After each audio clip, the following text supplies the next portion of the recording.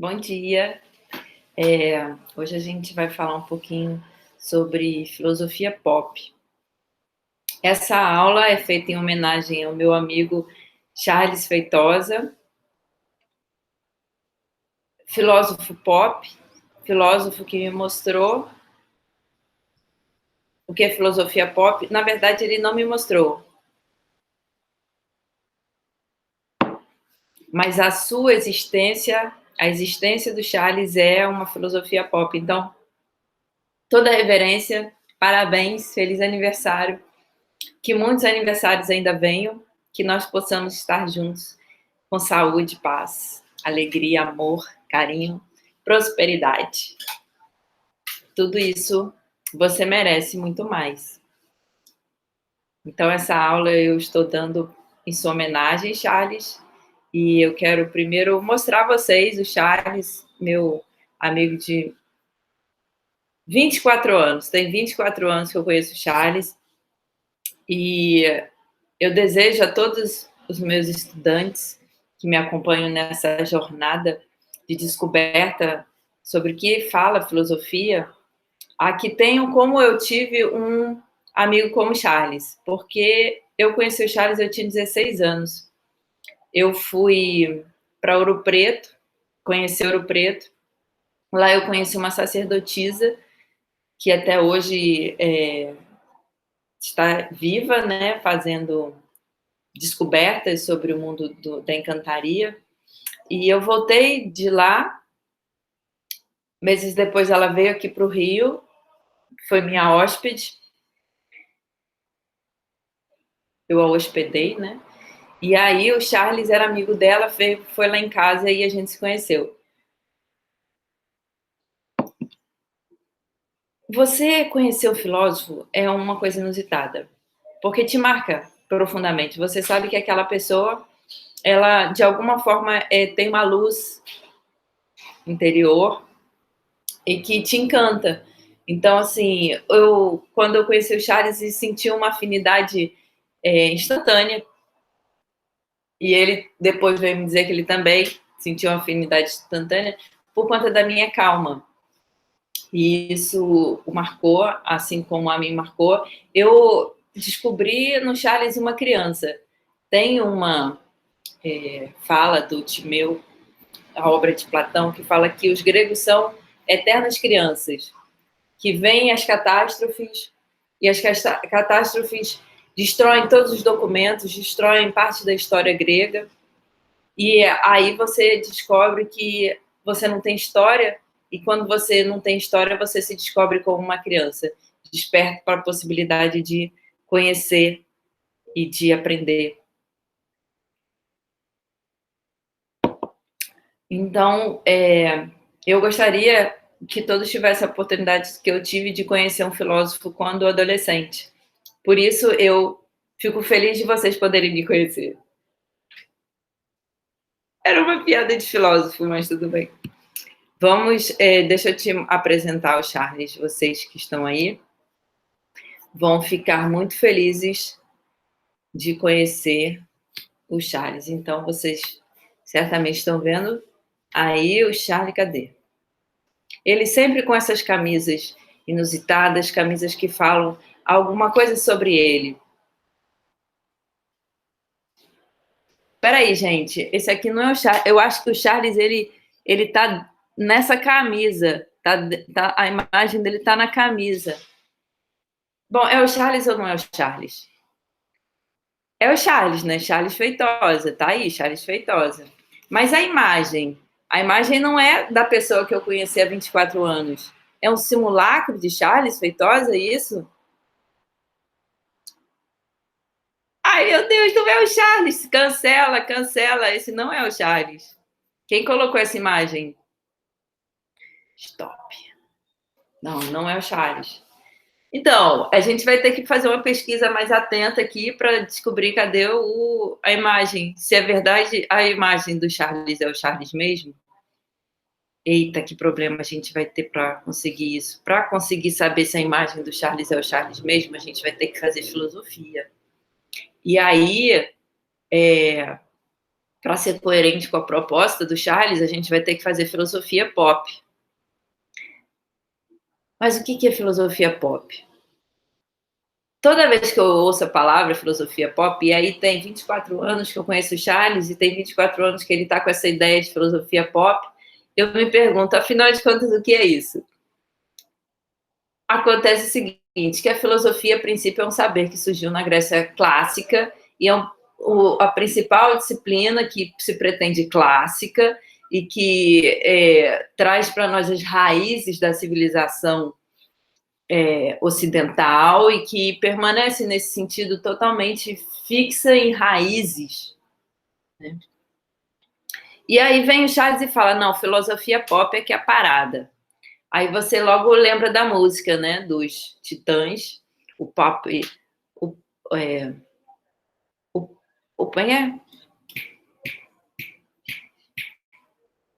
pop não poupa ninguém.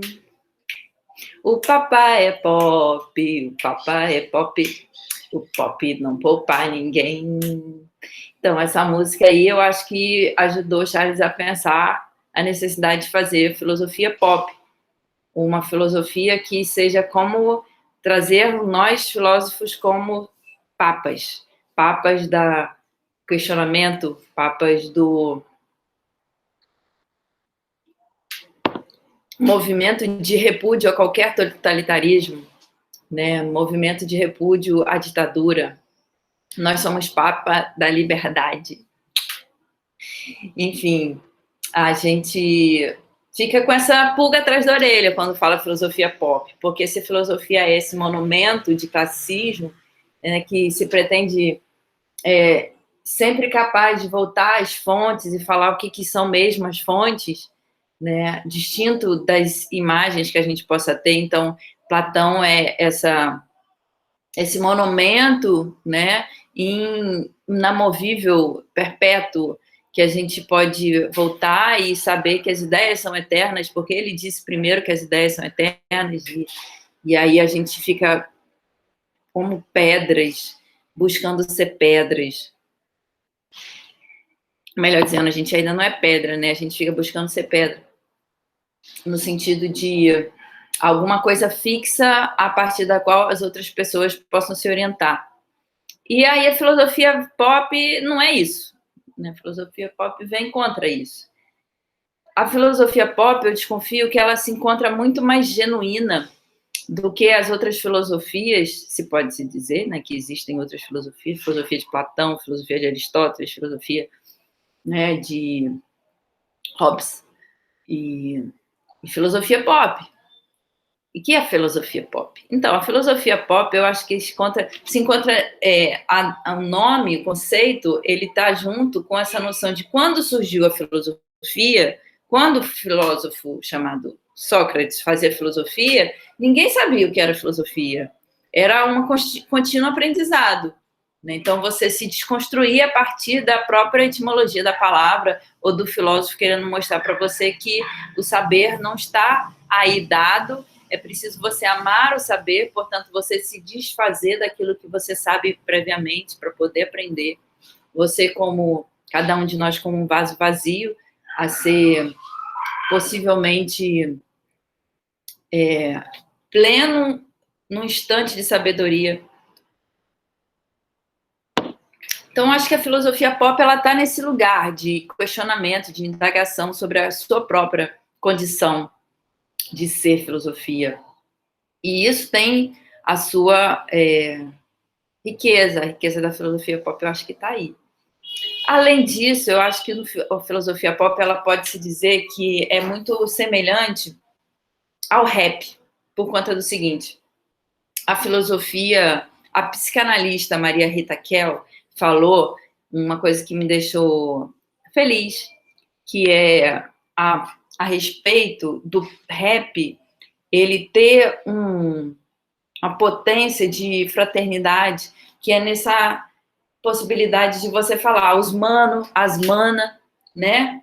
Quando você é rapper, você pode se encontrar num lugar de fraternidade só de falar, e aí, mano? E aí, mana? Eu acho que a filosofia pop está nesse lugar. né? Que a gente poder se identificar com pessoas que gostam de pensar, e gostam de pensar radicalmente. E tudo que surge, a gente pode pensar. Então, a filosofia clássica, ela se encontra engessada em alguns conceitos fundamentais que são próprios do cânone, né, que são próprios da história da filosofia. E a filosofia pop não, ela se aventura a pensar o que tiver aí para pensar. Então, a própria possibilidade de a gente identificar o Charles como essa figura que eu achei no Google, cadê? O meu amigo Charles Feitosa. Fala um pouco desse questionamento que é possível da filosofia pop. Será que, por conta de ser aí um sujeito que veste camisas inusitadas e tem aí uma postura de homem, ele é o meu amigo Charles Feitosa? Qual é o ser e o não ser do Charles? Então, eu acho que essa figura aqui é muito simpática, né? Que a que eu agradeço com carinho por fornecer a sua imagem para a gente poder pensar quem é o Charles. Agradeço ao Charles Feitosa a possibilidade de estar aí juntos pensando, porque o Charles Feitosa é essa figura que se deixa tomar pelo pensamento, qual for a imagem que a gente faça uso dela para falar que é ele. Mas a gente pode dizer que o filósofo, ele se caracteriza por trazer sobre si uma tendência a falar mal dele. Então, assim, eu mesma já presenciei diversas vezes o Charles em situações que eram a seguinte, dele próprio querer fazer justiça. E aí, uma vez a gente estava, eu estava esperando por ele, ele chegou meio esbaforido e falou: olha, tinha um sujeito querendo se matar no metrô, e eu comecei a falar que a vida é linda. E no intuito desse sujeito me ouvir. Então, assim, Charles é essa pessoa que você estiver onde você estiver. Se você quiser se matar, do lado dele você não vai conseguir. Porque ele, de alguma forma, vai te encantar para você poder saber que a existência é encantadora e vale a pena. Mas, de alguma forma, a gente pode dizer assim que o filósofo ele tem essa potência de ter atrás dele pessoas que querem matá-lo. Por que isso, né? Por que que a gente falou uma aula sobre introdução à estética, sobre a diferença que teve de política entre a China comunista e o Tibete, em que a China comunista passou a perseguir os monges tibetanos a fim de acabar com a religião. E aí a gente se pergunta, mas por que isso? Né? Por que, que você tem um sistema político querendo caçar pessoas que absolutamente são mansas e que destinam a sua existência à reza, à compaixão universal?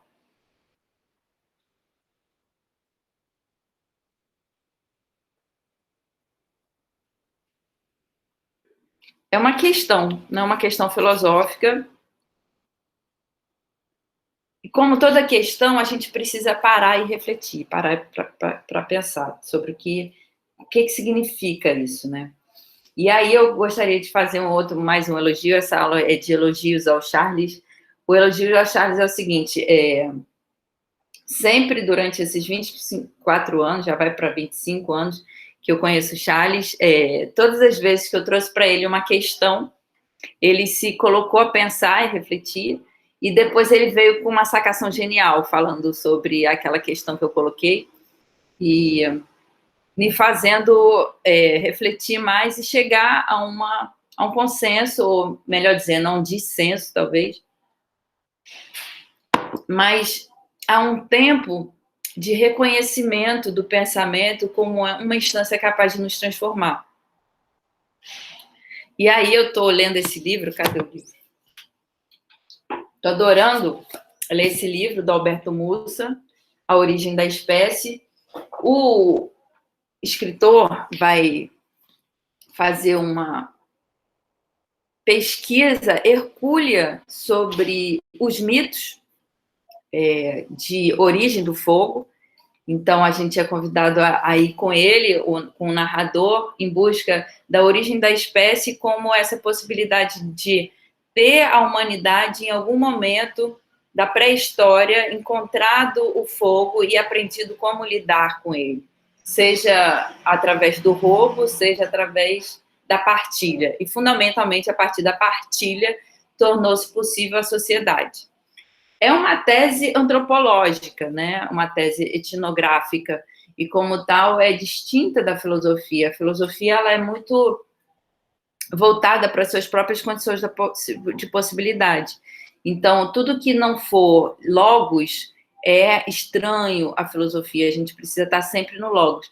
E como o próprio narrador vai dizer, né, o escritor, que é um ensaísta, Alberto Mussa, ele vai considerar o seguinte, que há a possibilidade de que o mito seja anterior à linguagem. Então, são duas teses que eu considero filosóficas que podem ser debatidas, por mais que sejam estranhas ao discurso filosófico, que é o seguinte: você teria a possibilidade, a tese 1, da narrativa ser anterior à linguagem, e aí, então, você tem uma diferença entre narrativa, que seria o mito, e a linguagem, que seria a fala.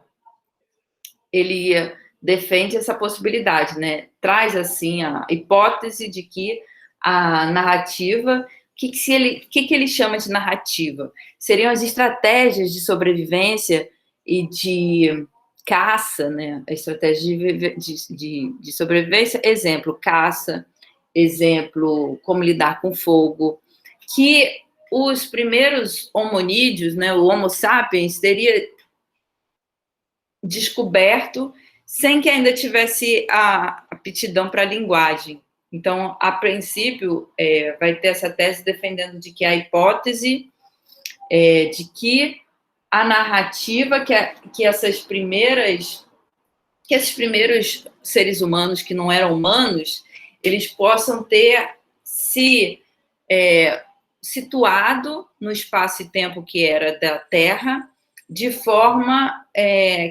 narrativa. E sendo isso anterior à linguagem, seria a condição de possibilidade anterior à linguagem, enquanto fala, seria esse estabelecimento de narrativas.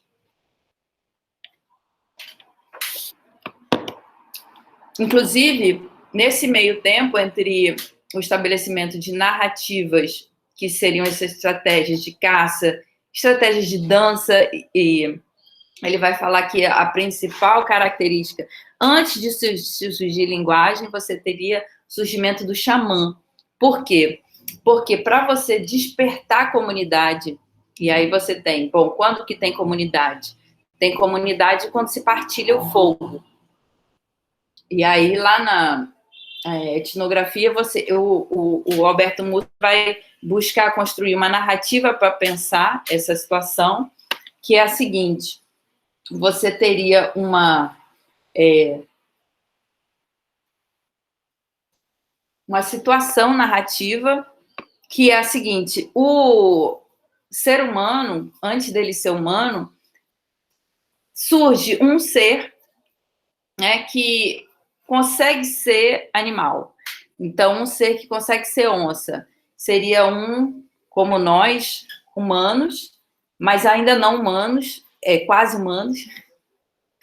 Eu acho que eu estou sempre nesse limite entre humano e não humano, porque converso com as minhas gatas e elas respondem, então eu acho que eu gosto muito mais de ser gata do que de ser humano, de vez em quando. Quando eu vejo de que foi capaz de fazer, o que foi capaz de fazer o ser humano até hoje, eu prefiro ficar com os animais.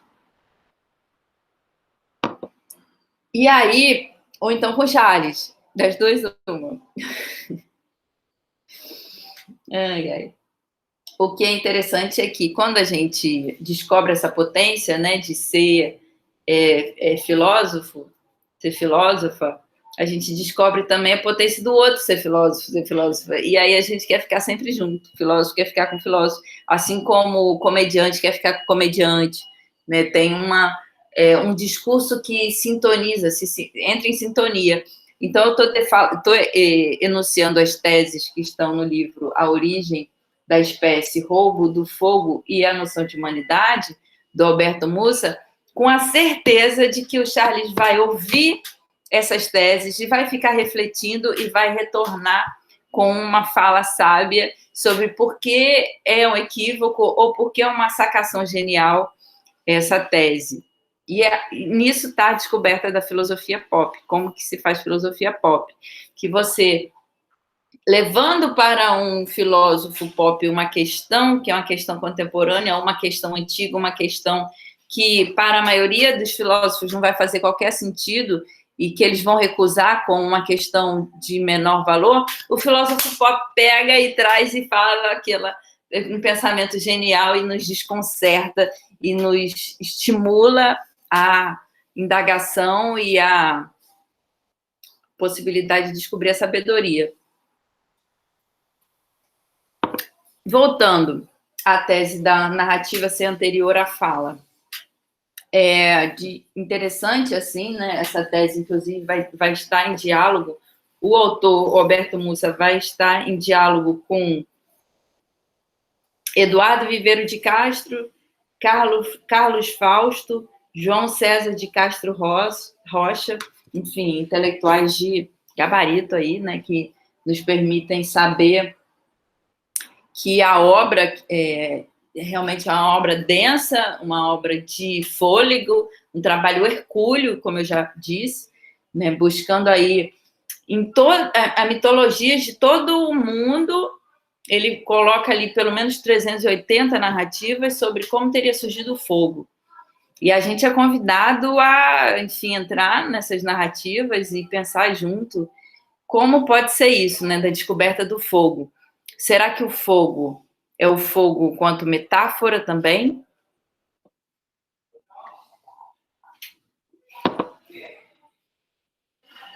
Onde está o fogo do Charles? Charles, parabéns.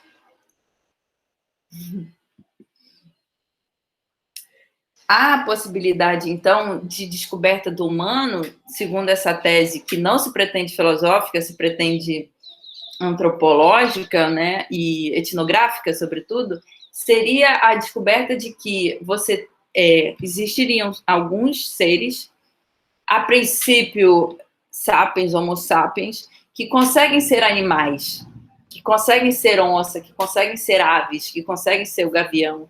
E aí eles deixam de ser humanos, eles não são humanos, mas eles deixam de ser humanos, e quando eles deixam de ser humanos e voltam para aqueles que ainda não são humanos, é pela não humanidade, ou seja, pela desconexão daquilo que seria humano, que não é humano ainda, que você encontraria a humanidade. Então, é graças a um que deixa de ser humano momentaneamente que você pode descobrir o que é humano.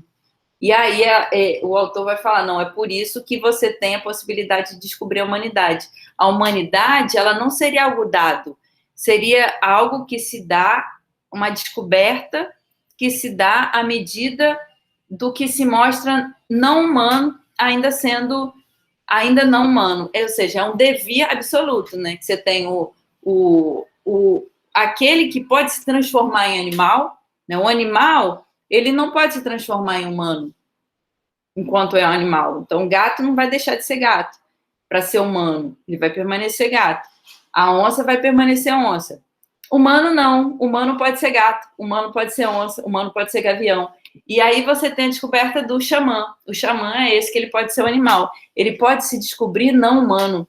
E quando ele volta, ele está nesse meio termo entre você tem o ordinário, que são os seres humanos que estão ainda sem descobrir o fogo, e você tem o extraordinário. É por conta do extraordinário que você descobre o ordinário. É por conta do não humano que você descobre o humano. Então, assim, você tem nisso a descoberta do homem-pássaro. O homem-pássaro seria esse que ele mostra para a possibilidade de reunião de seres humanos a partir da desconexão, a partir de animais, que são, no caso, os animais que buscam o fogo para partilhar. Eles roubam o fogo entidade original e partilham o fogo com os demais. Assim, mais ou menos como eu estou fazendo com vocês. Eu peguei o fogo que estava dentro do livro do Alberto Mussa e estou partilhando com vocês. Aí a gente tem a descoberta da humanidade. No caso, eu sou a mulher pássara.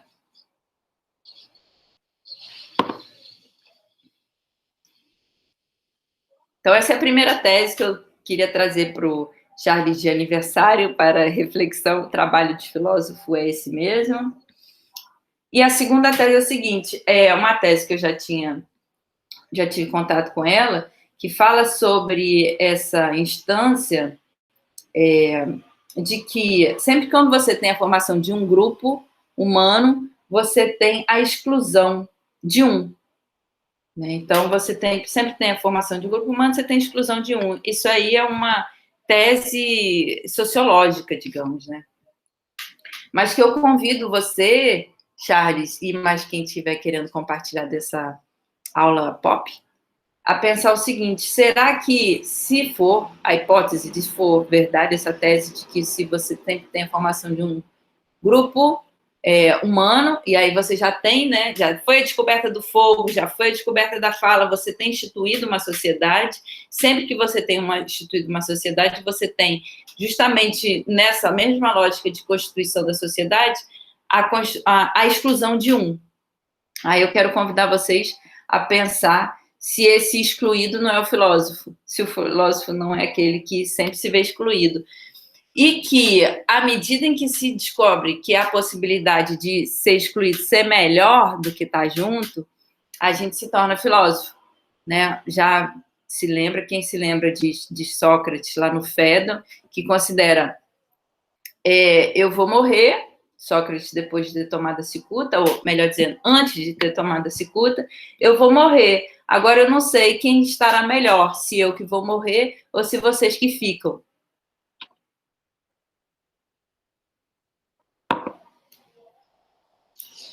Será que o filósofo é esse que sempre se vê excluído de um grupo e aí ele se dá ao pensamento e no que ele se dá ao pensamento ele se torna capaz de revolucionar aqueles que quiseram o excluir? Que nesse processo de exclusão ele pode descobrir algo que aqueles que o excluiu não souberam, que é a possibilidade da fraternidade?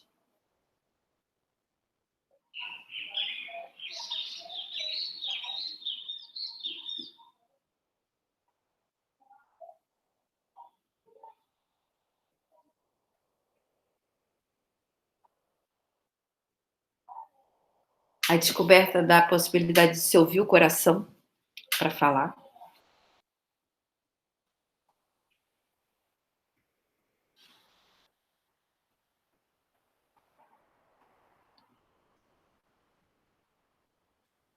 Bom, eu quero mostrar para vocês o Charles, porque a gente mostrou um Charles Feitosa fajuto. Por mais que o Charles vá refletir sobre a condição existencial dele, se aquele Charles que eu mostrei antes é o Charles mesmo ou não, eu quero tornar a imagem do Charles nítida para quem não conhece. O Charles, ele é o autor desse livro, cadê o livro? Que é um best-seller, vendeu pra caramba, né, Charles? Isso aí. Convidando os adolescentes a pensar, convidando as pessoas que são dignas do pensamento à possibilidade de estar desperto para o pensamento. Charles Feitosa explicando a filosofia com arte. Então, vocês já conhecem o Charles. Olha ele aqui, é o Charles. Olha, não é lindo? Ele bebezinho. Muito elegante o Charles. E aí vocês olham o Charles, vocês olham o Charles e identificam naturalmente ele como filósofo, né? Olha a cara dele. Olha, desperta. Ele está sempre desperto para o pensamento. Né? Aqui a cara de mal. Olha a cara de mal. Que lindo. Vocês não estão vendo. Eu não estou compartilhando. Putz. Então, vocês não viram. Ai, meu Deus, desculpa. Isso de filósofo tentar fazer aula com Google Meeting não dá certo. Meu Deus, a gente precisa se encontrar ao vivo, senão não dá certo. Mas vamos tentar, continuando. Agora sim. Tá vendo? O Charles é esse aqui, com cara de mal, com cara de simpático, com uma elegância absoluta. Esse é que está fazendo aniversário hoje e para quem eu estou fazendo essa aula presente de saudade. Charles Feitosa explicando a filosofia com a arte. Aqui está, então, o aniversariante.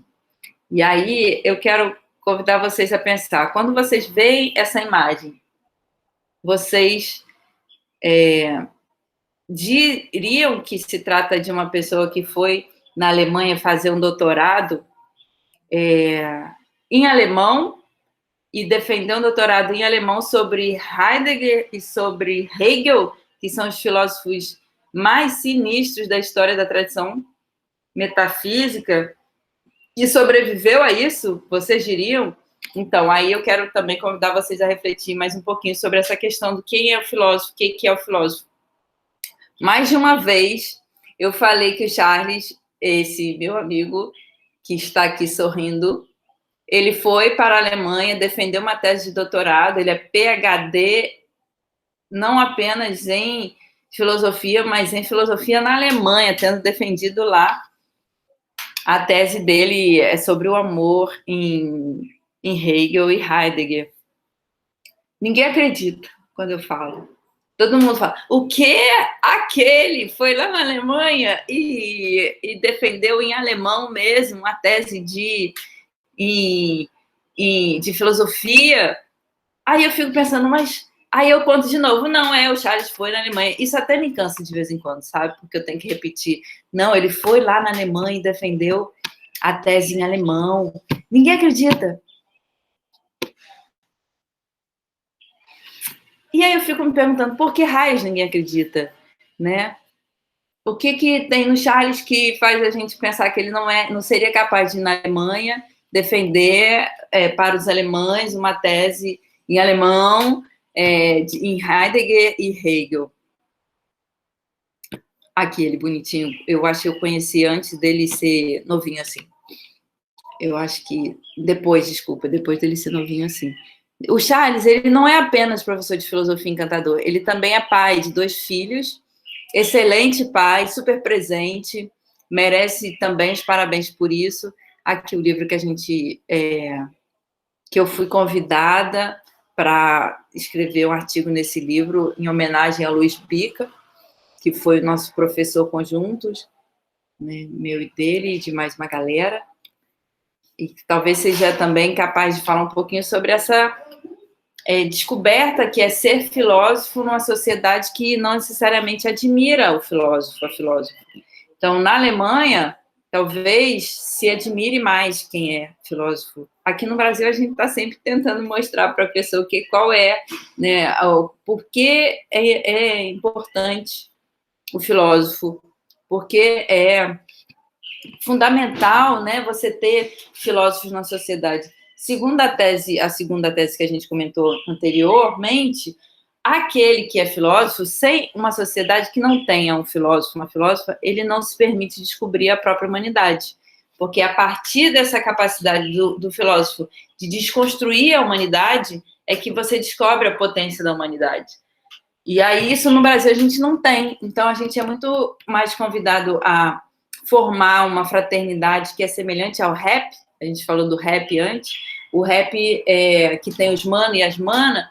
Então, eu me sinto super mana do Charles, porque realmente a gente convive numa comunidade que tende a fazer como os chineses fizeram com os montes tibetanos, né? A desqualificar a potência de a pessoa se desconstruir continuamente, todos os dias.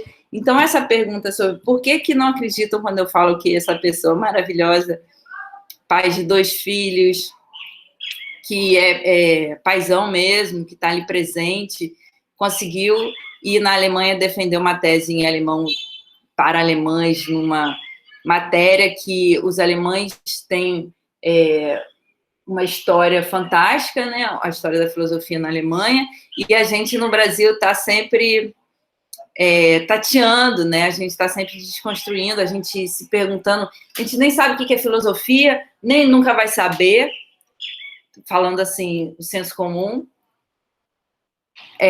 porque aqui a gente está sempre criança, a gente é sempre criança, vem uma tragédia e desconstrói todos os documentos, jogam fora, a gente tem que descobrir de novo o que é isso, continuamente. Então, eu fico me perguntando, por que não acreditam quando eu falo que o Charles foi na Alemanha defender uma tese de doutorado lá? Eu acho que é um pouco do mesmo porquê de, às vezes, aqui em casa virem pessoas, as pessoas vêm, eu faço uma encomenda e as pessoas vêm entregar alguma coisa. Deixa eu tirar isso aqui, gente. As pessoas vêm me entregar uma minha coisa. Aí eu abro a porta e as pessoas perguntam, mas vem cá, cadê a dona da casa? Aí eu viro e falo, não, eu sou a dona da casa. E aí eu fico pensando, mas por que essa pessoa não me identificou como a dona da casa? Porque eu sou negra. Apesar de ter a pele branca, eu sou negra. Então as pessoas olham o meu fenótipo e deduzem que eu sou a empregada da casa, que eu não posso ser a dona da casa.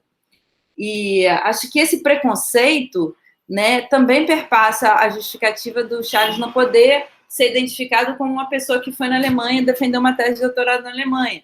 É um preconceito que está na base da sociedade brasileira. É um preconceito que continua falando o que é uma pessoa, a partir da imagem da pessoa, o que ela pode ou não pode fazer. Então, assim como eu não posso ser a dona da casa para grande parte das pessoas que vêm aqui em casa e que não me conhecem, simplesmente por causa da minha imagem, não podem acreditar que o Charles foi na Alemanha defender uma tese de doutorado, porque ele não é louro, de olhos azuis, e ele não tem essa performance arrogante, né, que seria passível de ser identificada como uma pessoa que é capaz de ir lá na Alemanha e voltar. Então, assim, acredito eu que nós, filósofos, temos um trabalho cotidiano de luta e de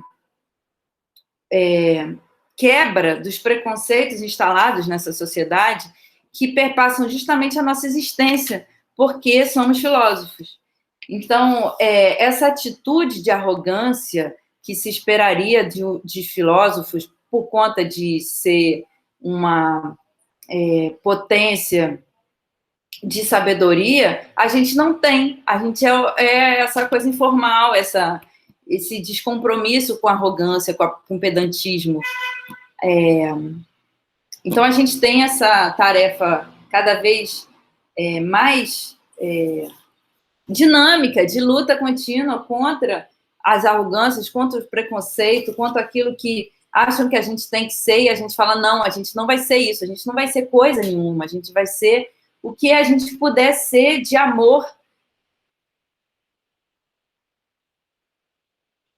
e de estratégias de luta por um pensamento decolonial que mostre a violência que é o racismo e os valores de uma sociedade que tem aí uma história de escravidão, uma história de manutenção de um neoliberalismo capitalista que destitui a potência de humanização e potência de criação. Então, a gente, mais do que nunca, somos aqueles que podem tomar a diversidade como uma potência de aprendizado. Nós somos seres que, perante a diversidade, a gente pode falar, não, tá ruim, a gente está numa pandemia, a gente está preso em casa, a gente está sem aquelas pessoas com as quais a gente podia compartilhar o amor pelo saber, pele com pele, né? Assim, no sentido da energia maravilhosa que é pensar junto, presencialmente, né? Mas a gente é somos aqueles que podem tomar essa diversidade como uma potência. Então, eu fico muito feliz de ser aprendiz de filósofa, de ser professora de filósofa nessa época que, semelhante às guerras pelas quais passou a Grécia, né, do Peloponeso, a Guerra do Peloponeso, a epidemia na Grécia, semelhante àquela época que tornou possível a obra de Platão. As adversidades tornaram possíveis, né? Quanto mais adversa estava a sociedade, mais Platão sentava para escrever, e para escrever aquelas obras que hoje a gente pode falar, nossa, aqui a gente desconstruiu. Antes da possibilidade da filosofia surgir, a filosofia já estava desconstruída ali, quando ele faz elogio das mulheres de sacerdotisas loucas de Dodona. Então, assim, fico muito feliz de poder fazer filosofia nessa situação drástica, dramática, horrível, em que as pessoas estão morrendo e que a gente pode ainda assim chamar atenção para a potência do amor. E eu fico muito feliz de ter você, Charles, como amigo, como irmão nessa situação, porque eu sei que juntos a gente vai poder superar tudo que falam da gente e a gente vai fazer história de uma forma extraordinária. Como é a nossa amizade extraordinária. Para terminar, eu quero dar uma pincelada nesse assunto, porque, assim, ontem você foi tomar vacina, né, Charles? E você tomou vacina, o que me deixa muito feliz. Tomara que venha logo a segunda dose, para eu ter certeza de que você não vai morrer fisicamente, mas vai deixar a morte para se dar na filosofia, mas continuamente, como se faz filosofia, né? A gente faz filosofia aprendendo a morrer, morrendo. Desde que se faz filosofia. E aí que a gente vai poder fazer essa filosofia indígena, essa filosofia quilombola, essa filosofia aversa aos preconceitos, aversa ao senso comum, que é aversa ao ressentimento, que se dá pela possibilidade da potência de ser feliz.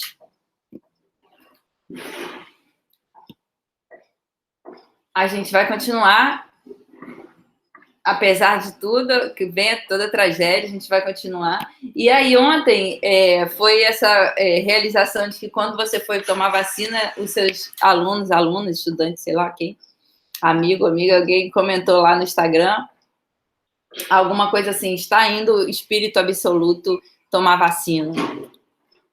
Olha o Gavião cantando, o Gavião também está te reverenciando. Bom, Gavião é Gavião de Oxóssi, né? O que arou, meu pai?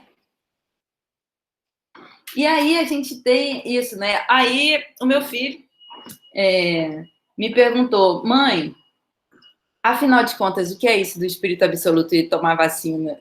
Aí eu achei muito legal, porque assim, eu tive que explicar para ele o que é o espírito absoluto. E se tem questão complicada para a gente explicar para um adolescente, é o que é o espírito absoluto. Mas eu me aventurei, eu falei, olha só, o espírito absoluto é a história.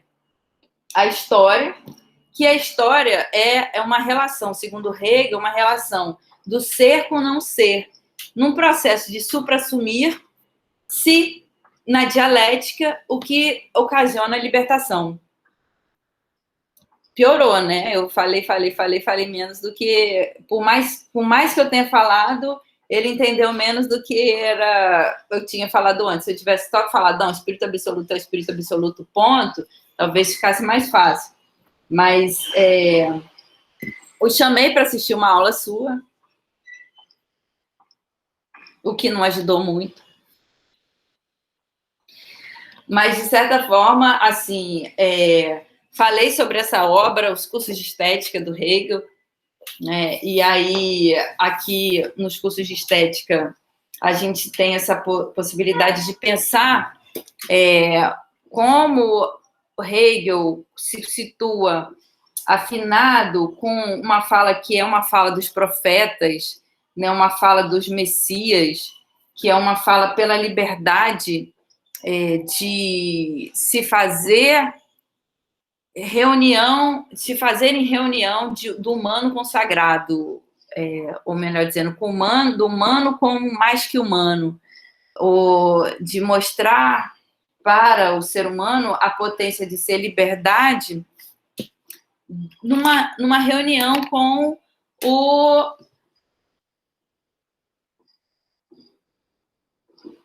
o ser, né? O ser que também se reúne com o não ser. Enfim, vou ler uma passagem que talvez nos ajude aí a pensar. Página 111, a tradução dos cursos de estética é feita pelo Marco Aurélio Verli.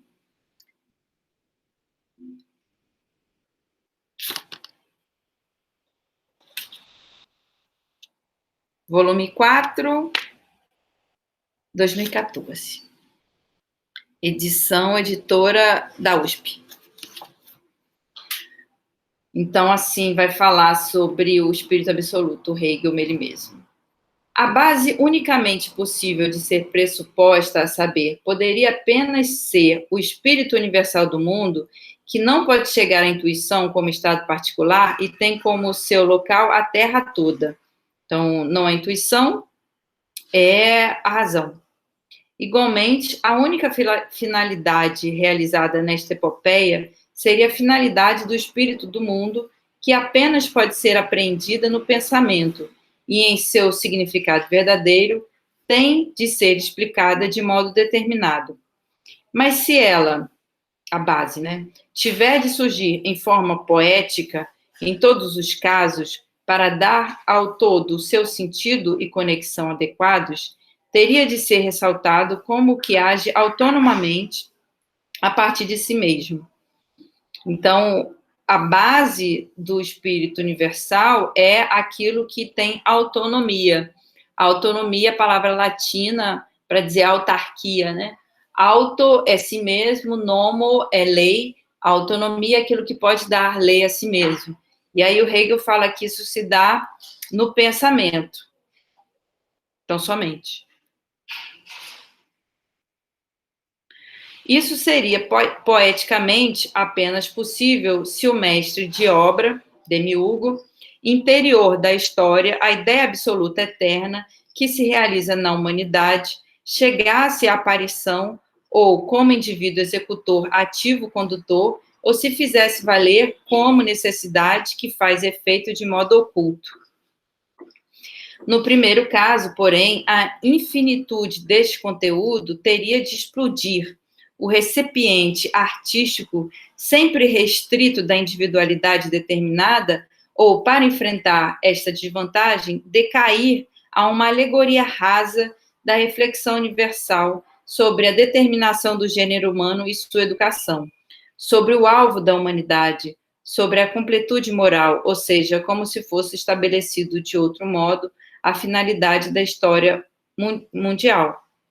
Então, ou você abole a individualidade, ou você permanece numa alegoria rasa. E isso é que é o desafio maior, porque como pode um ser humano abolir toda a individualidade? É isso que o Charles faz.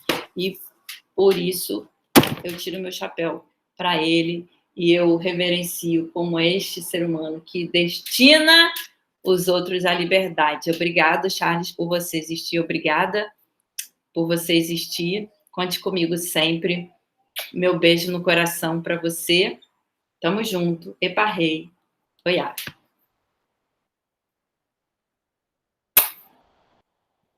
Feliz aniversário!